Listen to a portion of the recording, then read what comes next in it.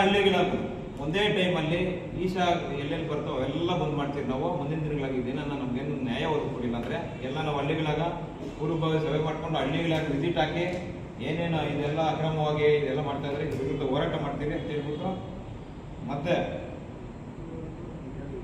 ತಾಲೂಕು ಆಫೀಸಲ್ಲಿ ಹಿಂದೆ record room ಕಟ್ಸ್ಬೇಕು ಅಂತ ಹೇಳ್ಬಿಟ್ಟು ಈಶಾ ಅವ್ರು ಕಟ್ಸ್ಕೊಟ್ಟವ್ರು ಅಂತ ಹೇಳ್ಬಿಟ್ಟು ಅವ್ರ ಹತ್ರ ಅದು ಕಟ್ಸ್ಕೊಂಡು ಇವತ್ತು ಅವ್ರು ಬೋರ್ಡ್ ಹಾಕಿದ್ದಾರೆ.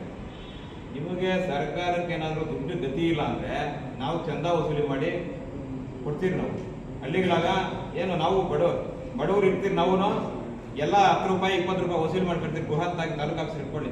ಅವ್ರ ಬೋರ್ಡ್ ಏನಕ್ಕೆ ಬೇಕು ನಮಗೆ? ತೆಗೀರಿ ಫಸ್ಟ್. ಮೊನ್ನೆನೇ ನಾವು ಮನವಿ ಮಾಡಿದ್ದೀರಿ, ನಾವು ನ್ಯಾಯಶಮನವರು ನಾವು ಎಲ್ಲ ಹೋರಾಟಗಾರರು ತೆಗಿತೀವಿ, ಅದನ್ನ ಪರಿಶೀಲನೆ ಮಾಡ್ತೀನಿ ಅಂತ ಹೇಳಿದ್ರೆ ದಯವಿಟ್ಟು ತೆಗಿಬೇಕಿಲ್ಲ ಅಂದ್ರೆ ತಾಲೂಕು ಕಚೇರಿ ಮುಂದೆ ಕುತ್ಕೊತೀರಿ ನಾವು. ಅವ್ರ ಬೋರ್ಡಿಂದ ನಮಗೇನು ಅವಶ್ಯಕತೆ ಇಲ್ಲ. ಫಸ್ಟ್ ಜನಗಳ ಸಮಸ್ಯೆನ ಬಗೆಹರಿಸೋದು ನೋಡಿ. 3 ಗಂಟೆವರೆಗೂ ಹಿಂದೆ ಇರ್ತಕ್ಕಂಥ ತಹಸೀಲ್ದಾರ್ ಒಳಗಡೆ ಬಿಡದೆ ರೈತರನ್ನ ಈಶಾ ಕೆಲಸ ಮಾಡ್ಕೊಂಡು ಕುತ್ಕೊಂಡಿದ್ರು. ಅದಕ್ಕಾಗಿ ಬೋರ್ಡ್ ಹಾಕಿದ್ದಾರೆ. ದಯವಿಟ್ಟು ಅದನ್ನ ತೆರವುಗೊಳಿಸ್ಬೇಕು. ತಹಸೀಲ್ದಾರ್ ಸಾಹೇಬ್, ಇವಾಗಿರೋ ತಹಸೀಲ್ದಾರ್ ಸಾಹೇಬರು ಮೊನ್ನೆ ಮನವಿ ಮಾಡಿದ್ದೀವಿ, ಅದನ್ನ ಪ್ರಯತ್ನ ಮಾಡಿ. ಆಮೇಲೆ ಜನವರಿ 1ನೇ ತಾರೀಕು ಬಂದ್ರೆ ನಂದಿ ಗಿರಿಧಾಮನ ನಿರ್ಬಂಧ ಇರ್ತಾರೆ. ಯಾಕೆ ಸ್ವಾಮಿ? ಗೌರ್ಮೆಂಟ್ ಆದಾಯ ಬರುತ್ತೆ ಅಂತ ಹೇಳ್ಬಿಟ್ಟ ಮೋದಿ ಮಸ್ತಿ ಮಾಡ್ತಾರಂತ ನಿರ್ಬಂಧ ಇರ್ತೀರಾ ತಾವು? ಇದ್ರಲ್ಲಿ ಏನ್ ಮಾಡ್ತಾ ಇದಾರೆ? ಬಂದು ಅದೇ ಗಾಡಿಗಳು ಅದೇ ವೆಹಿಕಲ್ ಬಂದು ಇಲ್ಲಿ ಮೋದಿ ಮಸ್ತಿ ಮಾಡ್ತಾ ಇದಾರೆ. ನಾನು SP ಅವ್ರಿಗೆ ಕಾಲ್ ಮಾಡಿ ಹೇಳಿದೆ, ಅಲ್ಲಿ ಮೋದಿ ಮಸ್ತಿ ಮಾಡ್ತಾರ ಅಂತ ತಡಿತೀರಾ? ಅದೇ ಜನಗಳನ್ನ ನಮ್ಮ ಹಳ್ಳಿ ಮೇಲೆ ತಂದು ಬಿಡ್ತೀರಾ ಸ್ವಾಮಿ? ಇವ್ರು ಏನ್ ಮಾಡ್ತಾ ಇದ್ರು? ಬಂದು ಮೋದಿ ಮಸ್ತಿಗಳು ಮಾಡಿ ರಸ್ತೆಗಳಾಗ, ನಮ್ಮ ತೋಟಗಳಾಗ, ಹೊಲ ಗದ್ದೆಗಳಾಗ ನುಗ್ಗಿ ಮದ್ಯಪಾನ ಮಾಡಿ ನೋಡು ನಮ್ಮ ಪರಿಸ್ಥಿತಿಗಳು ನೋಡಿ ಸ್ವಾಮಿ. ಬಂದು ಈ ತರ ಎಲ್ಲ ಮಾಡೋದು ತಪ್ಪು.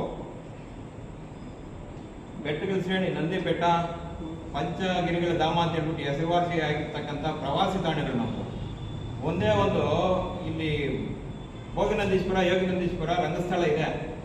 ಅಲ್ಲಿ ಬಂದು ಏನೋ ದೇವ್ರಿಗೆ ಇಂಪ್ರೂವ್ ಮಾಡಿ ಸ್ವಾಮಿ. ಭಕ್ತಾದಿಗಳು ಆಗ್ತಾವ್ರೆ. ಈಶಾದಲ್ಲಿ ಏನಿದೆ? ಈಶಾದಲ್ಲೇ ಅಲ್ಲಿ ಒಬ್ರು ಬರ್ತಾ ಇಲ್ಲ, ಎಲ್ಲ ಅಲ್ಲಿಗೆ ಹೋಗ್ತಾರೆ.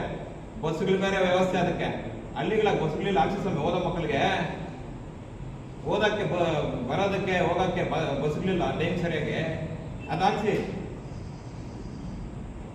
ಜಲಮೂಲಗಳನ್ನ ಮುಚ್ಚಾಕಿದ್ದಾರೆ. ನಮಗೆ ನಾವು ಅದರಿಂದ ಬದುಕು ಕಟ್ಕೊಂಡು ಜೀವನ ರೂಪಿಸ್ಕೊಂಡು ಬಂದಿರೋರು.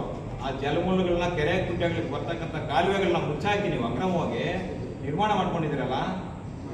ಎಲ್ಲ ನಾವು ನೋಡಿ, ಒಂದು ಆರ್ಡರ್ ಆಗಿದೆ ಬೆಂಗಳೂರಲ್ಲಿ. ಅದೇ ಪ್ರಭಾಕರ್ ನಾವು ಜಲಮೂಲ ಮುಚ್ಚಾಕಿ ಕಟ್ಟಡ ಡೆಮಾಲಿಷ್ ಮಾಡಿದ್ದಾರೆ BBMP ಇಂದ.